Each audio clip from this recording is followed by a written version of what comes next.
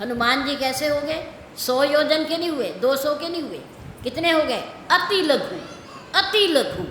अब सुरसा का नाम तो है 100 योजन, 100 योजन, और हनुमान जी हो गए इतने से अति लघु रूप। 100 योजन मुख में हनुमान जी घुस गए, पूरे मुंह का चक्कर लगा लिया, और अभी मुंह बंद भी नहीं हुआ, सामने आकर के खड़े हो गए, खड़े हो गए। क्या इशारा किया उन्होंने? जब हमारे घर में धन संपत्ति, धन दौलत, ऐश्वर्य, सुख के साधन बढ़ने लगे, हमारे कर्मों के हिसाब से, हमारी प्रारब्ध के हिसाब से बढ़ने लगे, तो उस समय हमें अभिमान ना हो जाए, अहंकार ना हो जाए, हम किसी का तिरस्कार ना कर दें। हमें क्या हो जाना चाहिए? छोटे हो जाना चाहिए, छोटे हो जाना चाहिए। मतलब इसका अर्थ है विनम्र हो जाना चाहिए, झुक जाना चाहिए, परमात्मा का धन्यवाद करना चाहिए। ईश्वर ये सब कुछ तेरा है, तेरा है, तूने दिया है, तेरी कृपा से मिला है, तेरा ही है, तेरा है, मेरा क्या है। अगर ऐसा मन में आ जाएगा तो हमें उन सुख सुविधाओं का, सुख साधनों का, ऐश्वर्य का, धन दौलत का हमें अभिमान नहीं होगा, नहीं होगा। हनुमान जी छोटे बन गए, माँ के मुंह में प्रवेश कर गए। माँ ने कहा था मैं खाऊंगी, मैं खाऊंगी तुझे। अंदर घुस गए, पूरा चक्कर लगा लिया, इतना मुंह बंद भी नहीं हुआ क्योंकि 100 योजन का है, और हनुमान जी बाहर आ गए, बाहर आ गए और हाथ जोड़ करके खड़े हो गए। माँ, आपका वायदा पूरा हो गया, आपने कहा मैं खाऊंगी, अब मैं खाने के लिए अंदर चला गया, अब तुम नहीं खा पाई, तुम्हारा मुंह बंद नहीं हुआ, तो मैं क्या करूं? मैं क्या करूं? अब मैं जाऊं, अब मैं जाऊं अपने काम में। सुरसा बड़ी प्रसन्न हुई, बहुत खुश। उसने कहा ये बल में भी मेरे से जीत गया और बुद्धि से भी मेरे से जीत गया, बुद्धि में भी जीत गया और बल में भी जीत गया, क्योंकि जितना मैं आकार बनाती थी ये एकदम तुरंत मेरे से दुगना बन जाता था, दुगना बन जाता। बल में भी जीत गया और मेरे से बुद्धि में भी जीत गया। मैं सोच नहीं पाई, ये मेरे अंदर चक्कर लगा के बाहर आके खड़ा हो गया और मेरे से आज्ञा मांग रहा है।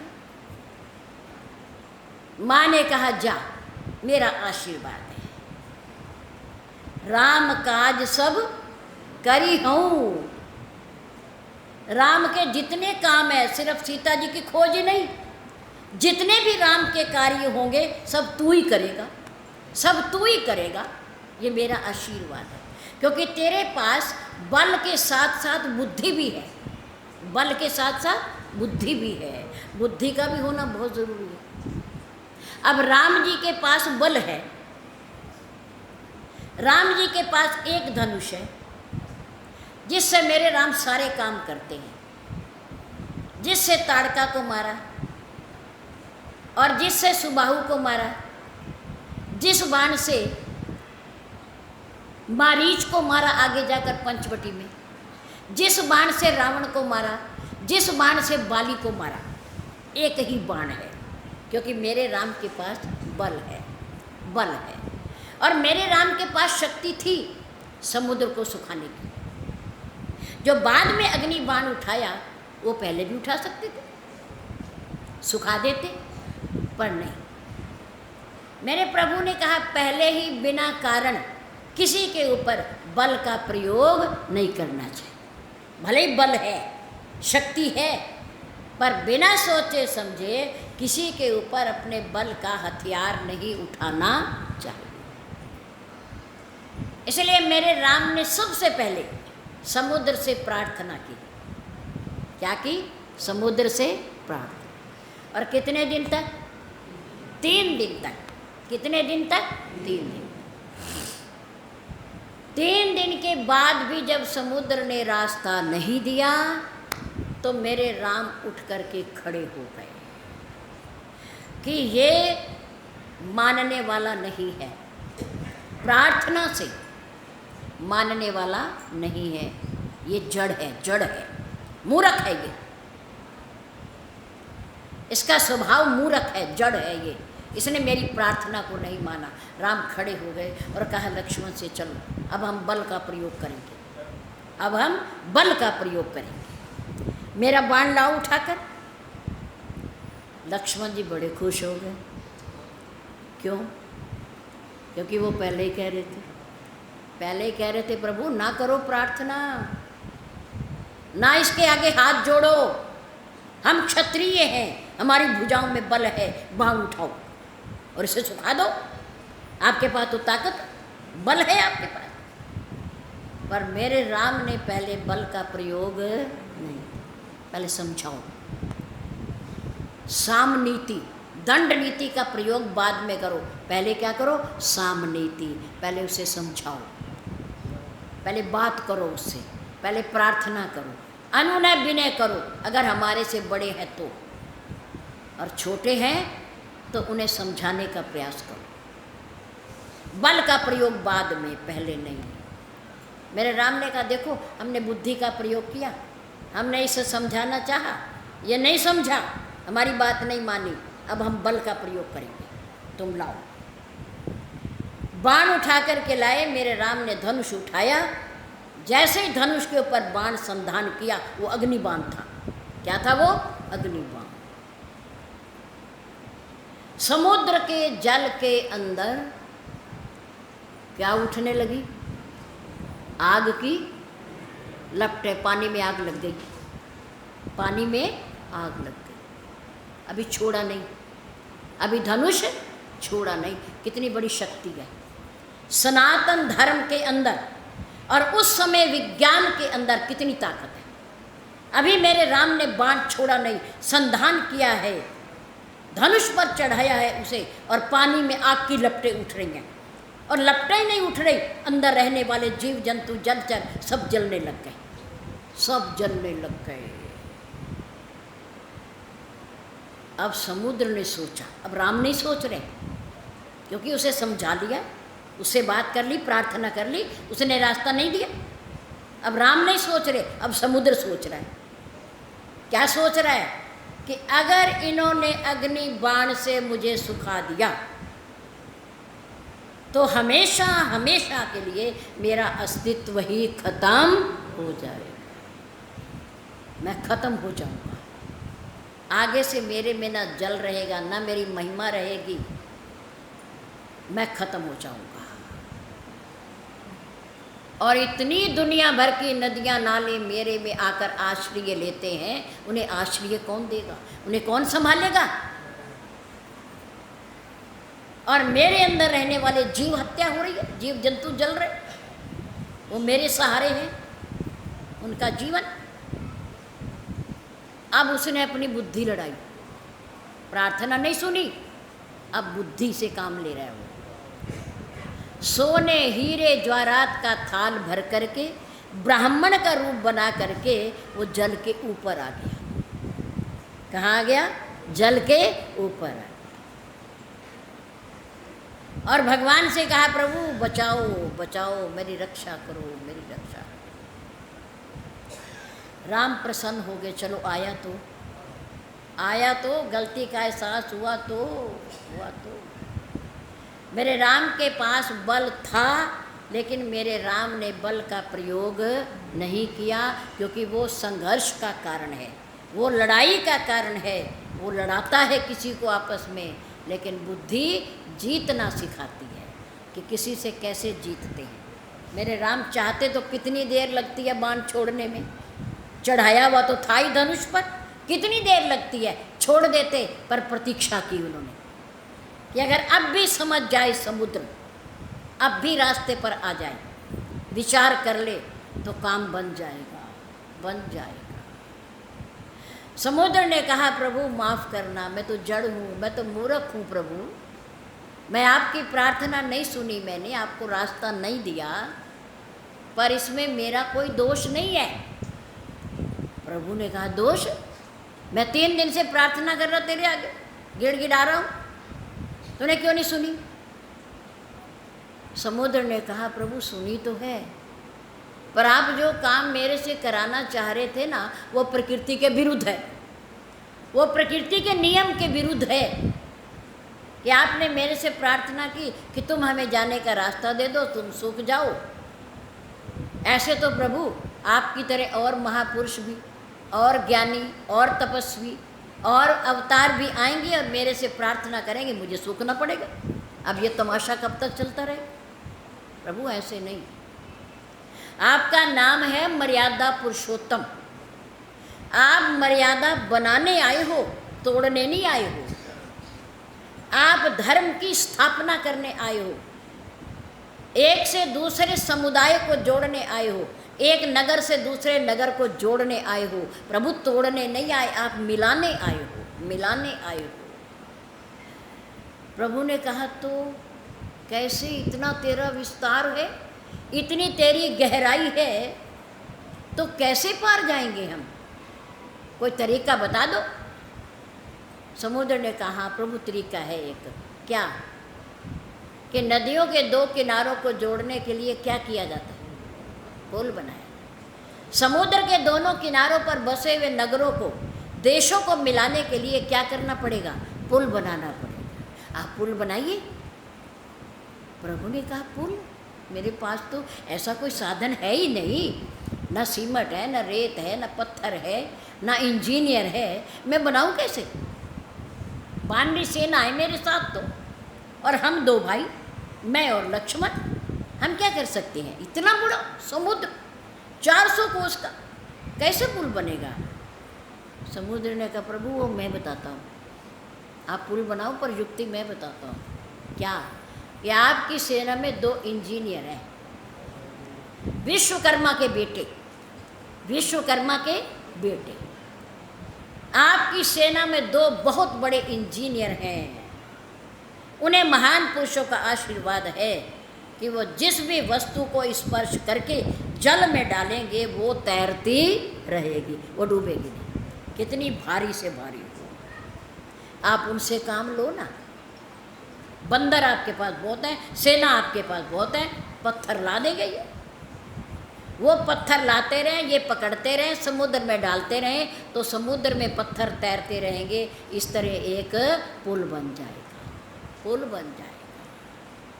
तो नल और नील ने पत्थर डालने की जिम्मेदारी ली, और हनुमान जी ने कहा कि अगर केवल नल और नील ने पत्थर डाले और वो तैर गए, पुल बन गया, तो इन्हें ये अभिमान हो जाएगा कि हमने इतने बड़े समुद्र पर पुल बना दिया, और उस हमारे बनाए हुए पुल से राम लंका में पहुँचे, पार किया समुद्र को, इन्हें अभिमान हो जाएगा। भक्त हनुमान ने क्या किया? उन पत्थरों पर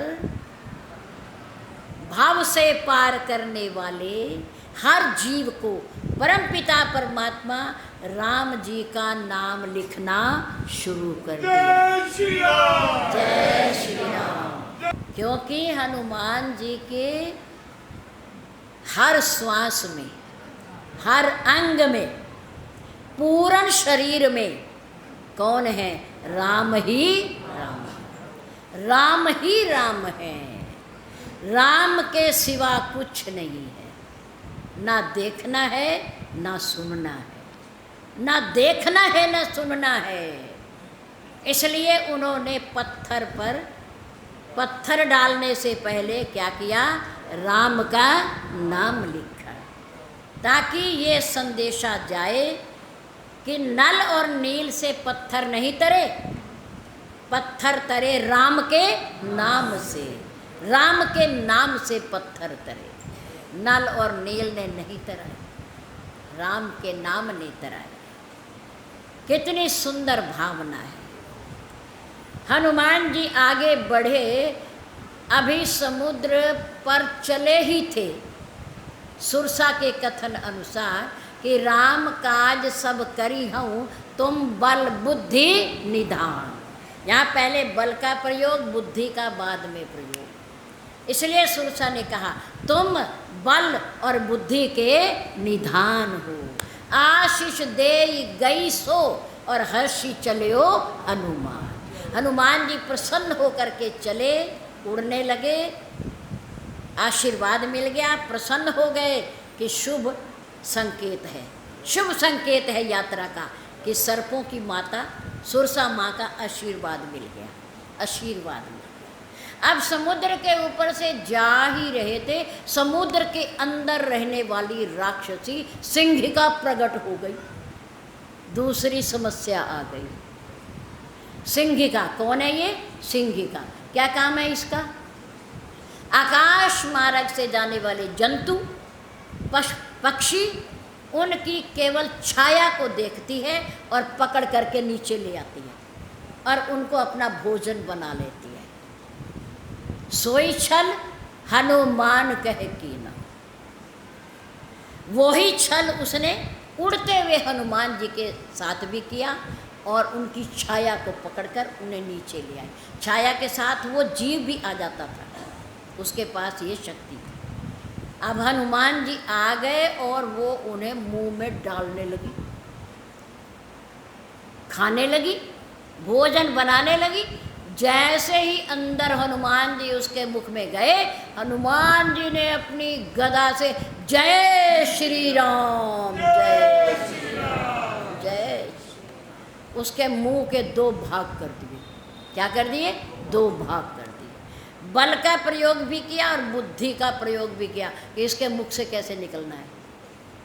इसके मुख से निकलने का तरीका क्या है, युक्ति क्या है? उसके मुंह को गदा से फाड़ दिया, उसके दो भाग कर दिए और हनुमान जी मुंह से बाहर आ गए। मौन, बोले कुछ नहीं।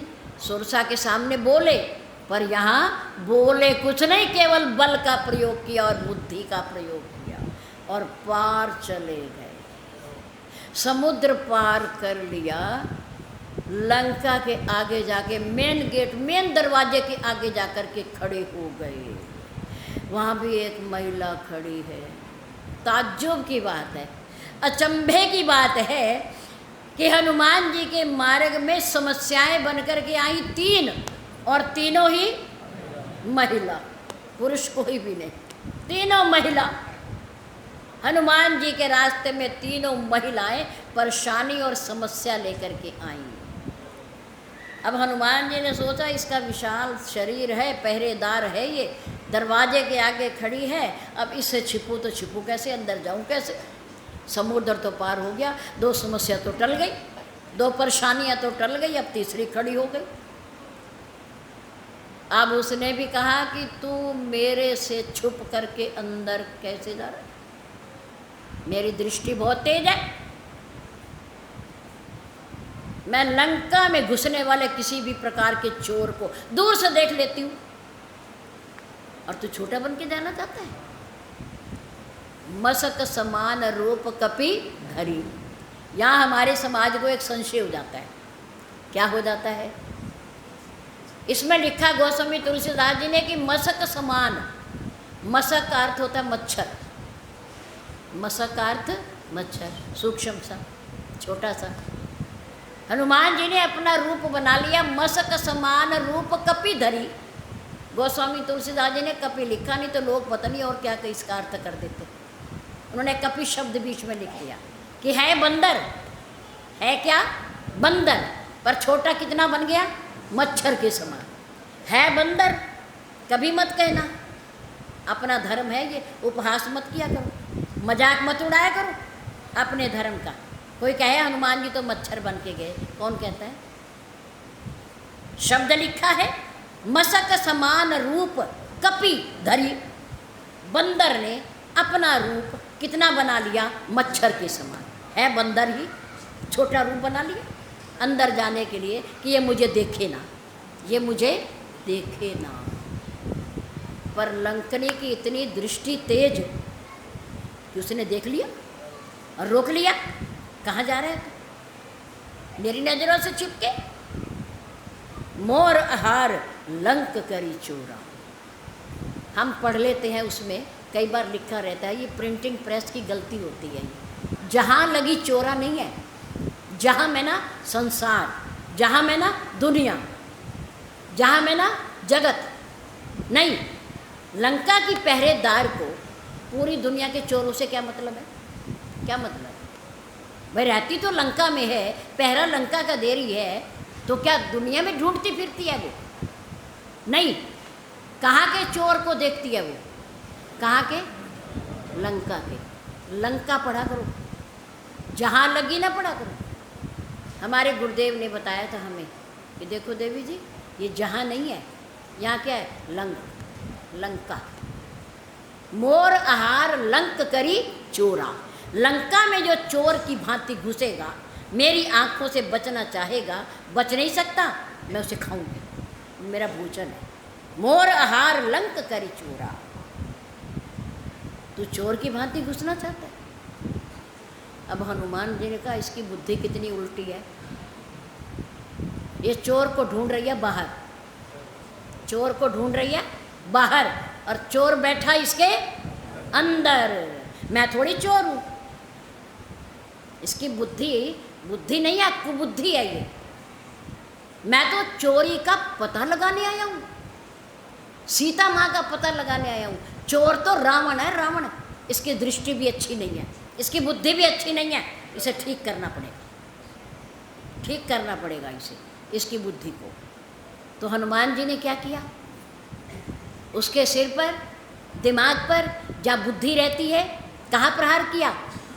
बुद्धि पर। इसकी बुद्धि को ठीक करना है, ये पहचाने कि चोर कौन है। चोर मैं नहीं, चोर रावण है, रावण चोर है। अपनी मुष्टिका का प्रहार। बाल ब्रह्मचारी महाबलशाली बजरंग बली पवन तने हनुमान जी ने अपनी मुष्टिका का प्रहार उसके सिर पर कर दिया और लंकनी नीचे गिर गई। वमन, रक्त का वमन होने लगा उसे। पर एक महापुरुष के मुक्के के प्रहार को सहन करके भी लंकनी उठ करके खड़ी हो गई और हाथ जोड़े। थोड़ी देर पहले क्या कह रही थी? तुझे खाऊंगी, तू मेरा भोजन है, तू अंदर नहीं जा सकता मेरे से बच के। लेकिन अब मुष्टिका का प्रहार हुआ, गिरी और उठी और हाथ जोड़कर खड़ी हो गई, खड़ी हो गई। देखियो नयन राम कर दूता, तात मोर अति पुण्य बहुता। तात अभी क्या कह रही थी? चोर। क्या कह रही थी? चोर। और अब क्या कह रही है? तात। हे मेरे पुत्र, तात बड़ा सुंदर शब्द है श्री रामचरितमानस में। इसे बड़े को कह लो, पिता को कह लो, दादा को कह लो, बेटे को कह लो, किसी को कह लो, तात शब्द बड़ा अच्छा शब्द है, प्यारा शब्द है। तात मोर अति पुण्य बहुता, क्योंकि देखियो नयन राम कर दूता। आज मैंने राम के दूत परम संत के दर्शन कर लिए, मेरा जीवन सफल हो गया, मेरे पुण्य जाग गए। अभी कह रही थी तुझे खाऊंगी, तुझे अंदर नहीं जाने दूंगी, तू क्यों जा रहा है अंदर? और एक मुक्का लगने के बाद सारी बुद्धि ठीक हो गई, सारी बुद्धि ठीक हो गई। हनुमान जी ने कहा मेरी बुद्धि ठीक है, इसकी बुद्धि खराब है, इसे ठीक करो। बुद्धि परिवर्तित हो गई, बदल गई। थोड़ी देर पहले क्या बयान थे, अब क्या कहने लगी? और कहने लगी देख मुझे बड़ी खुशी है, तुम खाओगे, तुम अंदर जाओगे, सारे काम करोगे, सीता भी तुम्हें मिलेगी, पर उससे पहले एक मंत्र दे रही हूँ तुम्हें, एक मंत्र दे रही हूँ, क्योंकि गुरु मंत्र के बिना जीवन में सफलता नहीं मिलती। गुरु से मंत्र लिए बिना जीवन में सफलता नहीं मिलती। कितने ही भले तुम नाम जपते रहो, सिमरन करते रहो, सत्संग करते रहो, लेकिन जब तक कोई मार्गदर्शक नहीं होगा, दीक्षा देने वाला नहीं होगा, समझाने वाला नहीं होगा, दृष्टि देने वाला नहीं होगा, तब तक हमारा भजन सफल नहीं हो सकता, नहीं हो सकता।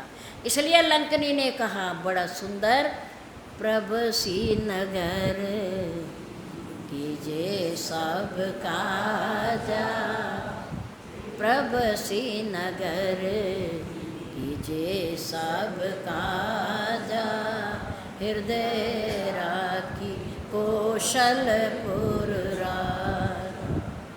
अंदर जाने से पहले अपने अंदर, लंका के अंदर जाने से पहले ये मोह की नगरी है, ये अभिमान की नगरी है, अंधकार की नगरी है।